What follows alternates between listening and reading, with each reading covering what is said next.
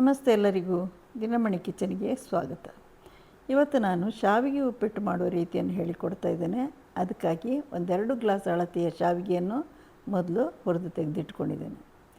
ಇದಕ್ಕೀಗ ಒಂದು ನೀರುಳ್ಳಿ, ಸ್ವಲ್ಪ ಹಸಿಮೆಣಸು, ಒಂದು ಟೊಮೆಟೊ, ಸ್ವಲ್ಪ ಕೊತ್ತಂಬರಿ ಸೊಪ್ಪು ಹಾಗೂ ಸ್ವಲ್ಪ ಕರಿಬೇವನ್ನು ತೆಗೆದಿಟ್ಕೊಂಡಿದ್ದೇನೆ.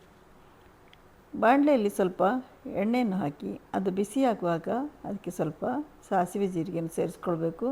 ಹಾಗೆ ಹೆಚ್ಚಿದ ಹಸಿಮೆಣಸನ್ನು ಸೇರಿಸ್ಕೊಳ್ಬೇಕು. ಹಸಿಮೆಣಸು ಸ್ವಲ್ಪ ಬಾಡ್ತಾ ಇರುವಾಗ ಹೆಚ್ಚಿದ ನೀರುಳ್ಳಿಯನ್ನು ನಾವಿಲ್ಲಿ ಸೇರಿಸ್ಕೊಳ್ಬೇಕು.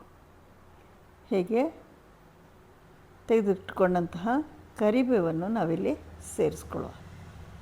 ಹೀಗೆ ಈರುಳ್ಳಿ ಸ್ವಲ್ಪ ಕಂದು ಬಣ್ಣಕ್ಕೆ ತಿರುಗುವ ತನಕ ಹಾಗೆ ಚಮಚವನ್ನು ಆಡಿಸ್ತಾ ಇರಬೇಕು. ಈಗ ನೋಡಿ, ಕಂದು ಬಣ್ಣಕ್ಕೆ ನೀರುಳ್ಳಿ ತಿರುಗಿದೆ.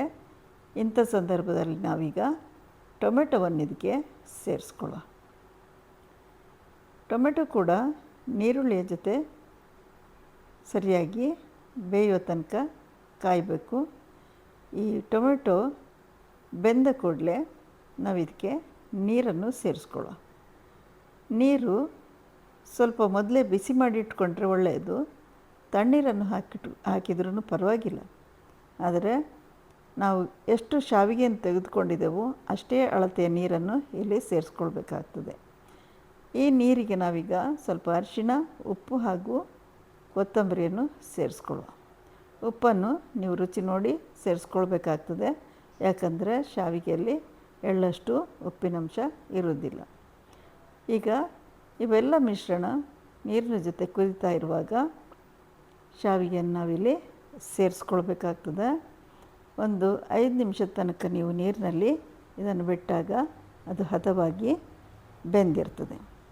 ಬೆಳಗಿನ ಉಪಹಾರಕ್ಕಾಗಿ ಅತಿ ಕಡಿಮೆ ಸಮಯದಲ್ಲಿ ಬಹಳ ರುಚಿಕರವಾದಂಥ ಶಾವಿಗೆ ಉಪ್ಪಿಟ್ಟನ್ನು ನಾವು ಮಾಡಿಬಿಡಬಹುದು. ನೋಡಿ, ಈಗ ಶಾವಿಗೆ ರೆಡಿಯಾಗಿದೆ.